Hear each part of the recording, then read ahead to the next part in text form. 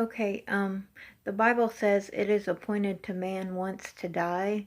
So that's why when you take the mark of the beast, which I'm thinking is going to happen and soon, so don't take it. But the people who would take the mark of the beast, would they still die? Well, yes, I think that they would because it's appointed to man once to die.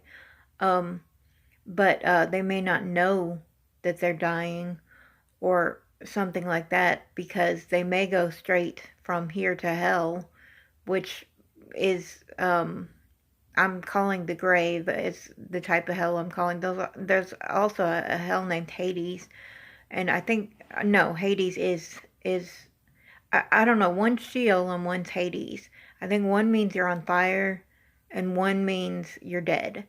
But you can rest if you're in Sheol.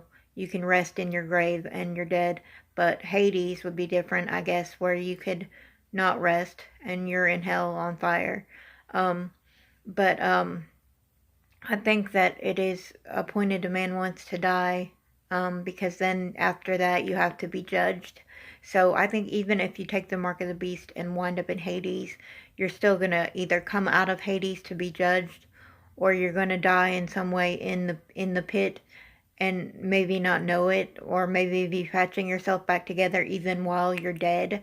And the reason why I think that they may be patching themselves together even while they're dead is because the Pharisees and um, the Sadducees, worshipped who they thought was God, who was obviously Satan.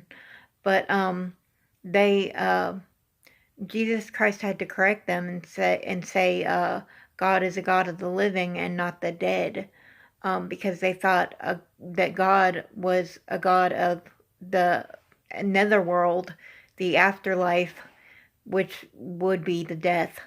So their God was a God of Sheol. Um, so basically, their God was a God of the grave, and Jesus Christ said, "You do greatly err. God is a God of the living, and not of the dead." Um, so anyway, the fact is though that the people, even if they take the mark of the beast, I think that they still die because they still have to go to judgment on the final judgment day and be sent to hell. Which of course the beast is allowed to roam the earth and do a lot that he wants, until the judgment day too.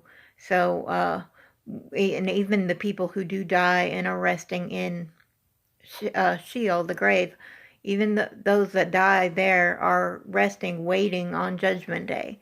So I don't think just because you take the mark of the beast, you're going to get out of Judgment Day, but I think you're still going to go to hell.